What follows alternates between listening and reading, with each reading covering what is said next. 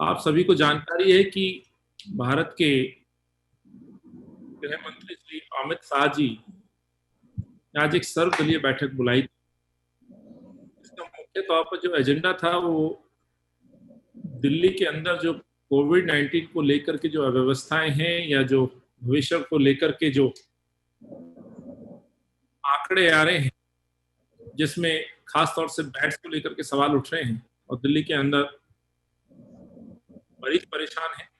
लोगों में डर है। डर इस बात का कि कहीं संक्रमण हमारे घर में ना आ जाए, डर इस बात का कि संक्रमण यदि हो गया तो मुझे इलाज मिल पाएगा या नहीं मिल पाएगा, डर इस बात का कि मेरा टेस्ट नहीं हो पा रहा है जिससे मुझे पता चल सके कि भाई मैं कोविड हूं या नहीं हूं, चाहे किसी को मामूली बीमारी है या कोई बुखार है।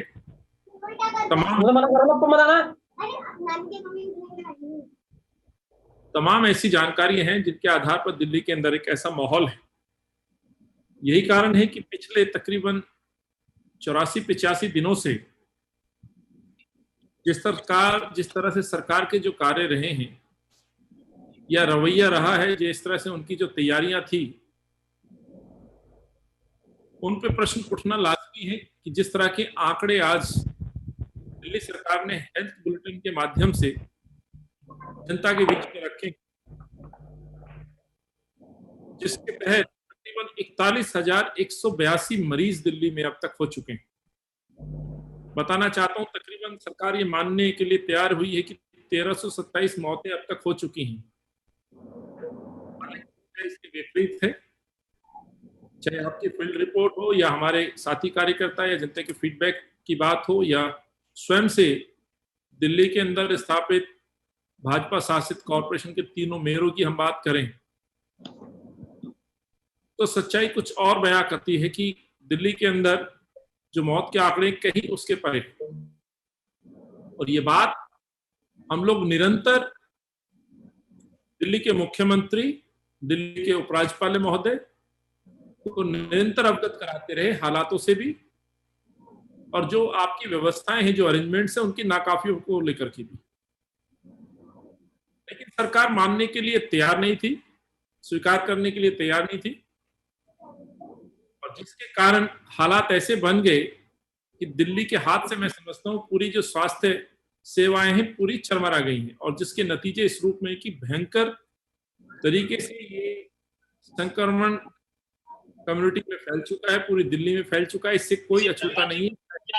लैपटॉप इस तरह की चीजों पर इससे प्रॉब्लम्स क्रिएट हो सकती है, और ये आपको ह्यूमन ट्रांसफर करता है एक बॉडी से दूसरी बॉडी को। जी सॉरी, बीच में कुछ, तो जैसे मैंने आपको बताया कि जो परिस्थितियां हैं बहुत गंभीर हो चुकी हैं और सरकार मानने के लिए तैयार नहीं।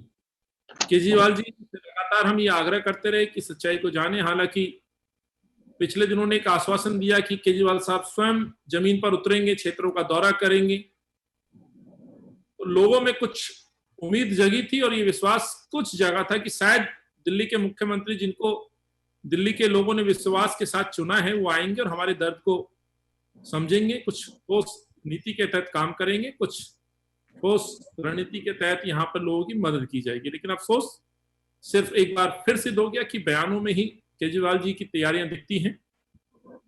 जिसके परिणाम आज जनता के सामने।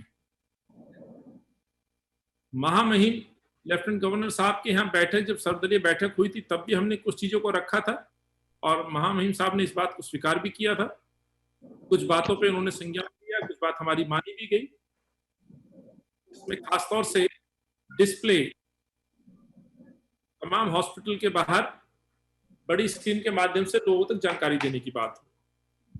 साथियों, आज जब गृह मंत्री जी के सामने ये बात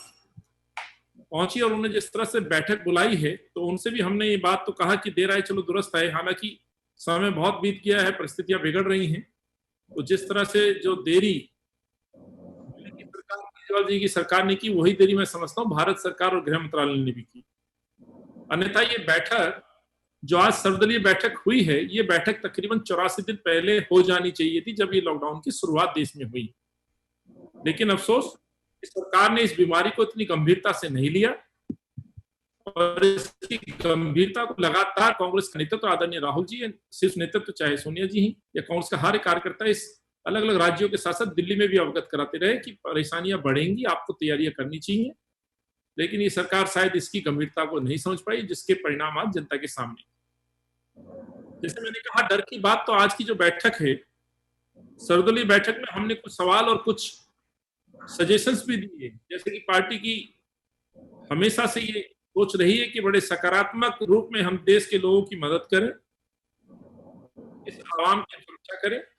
इसी के तहत हमने सजेशंस भी दिए हैं 11 बिंदुओं में। कोशिश की है कि दिल्ली के अधिकतर लोगों के सुझाव हम उसमें सम्मिलित कर पाए और होम मिनिस्टर साहब के कार्यालय तक हम इसको साझा कर पाए। सर्वप्रथम मैं आपसे उन सवालों के बारे में बात करूंगा जो हमने उठाए, जो दिल्ली के सवाल। खासतौर से डर का जो माहौल हम लगातार बात कर रहे थे, और मैंने उस दिन भी पिछली प्रेस वार्ता में भी आपसे ये जिक्र किया था कि माननीय महामहिम साहब के ऑफिस में हमने इस चीज को सिद्ध किया कि दिल्ली सरकार की नाकामियों की वजह से दिल्ली के लोगों में डर है और भय है, और दिल्ली के अंदर भय ये पूरा व्याप्त हो चुका है और जिसके कई कारण हैं। और आज उसी बात को स्वीकार करते हुए भारत के गृह मंत्री अमित शाह जी ने स्वीकार किया कि लोगों में भय है, डर का माहौल है। और जो डर का माहौल है, जिस बात को हमने वहां भी रखा था महामहिम एलजी साहब के यहाँ, और आज यहाँ पे भी इस बात को रखा कि टेस्ट को लेकर के लोग चिंतित हैं, जैसे मैंने शुरुआत में आपसे इसका जिक्र भी किया है। लोगों के टेस्ट न होने की वजह से लोगों को ये संक्रमण के बारे में नहीं पता चल पा रहा है कि वो संक्रमित है या नहीं है। और जिस तरह से पूरे विश्व में इस संक्रमण के खिलाफ जो सबसे बड़ा हथियार है वो टेस्ट को माना गया है, और टेस्टिंग नहीं होगी तो आप उन लोगों को ट्रेस नहीं कर पाएंगे। ये नीति पूरे वर्ल्ड में लागू, लेकिन दिल्ली के अंदर केजरीवाल जी इसके विपरीत चल रहे थे। तो आज गृह मंत्री जी ने इसका जिक्र किया और स्वीकार किया कि लोगों में डर है, इस डर को खत्म करना चाहिए। पहली बात तो जो हम बात लगातार कह रहे थे, आज केजरीवाल जी ने ही नहीं सही लेकिन देश के गृह मंत्री ने इसको स्वीकार किया, जिसमें कम टेस्टिंग का उन्हें आधार बनाया। बेड्स की कमी पे भी हमने उनको स्वीकार करने के लिए सिद्ध किया कि जो बेड्स की स्थिति दिल्ली के अंदर है, जो मरीज हैं जिनको बेड्स नहीं मिल पा रहे, कई उदाहरण जो पिछले दिनों आपके समाचार पत्र या चैनल्स के द्वारा जो दिल्ली की जनता ने देखी, चाहे एलएनजेपी का जिक्र हो या प्राइवेट हॉस्पिटल्स का या मैक्स का, जो स्वयं से मैंने वहां जब जाहिर किया, उस आधार पर अब सरकार ने स्वीकार किया कि वाकई लोगों में बेड को लेकर के चिंता है। पर साथियों, सवाल इस बात का है कि आज भी प्रेजेंटेशन में दिल्ली सरकार अपने तकरीबन 40 बेड्स, यदि मैं गलत हूं तो इसको करेक्ट कर लिया जाएगा, आज भी वैकेंट दिखा रहे हैं। मैंने ये सवाल कि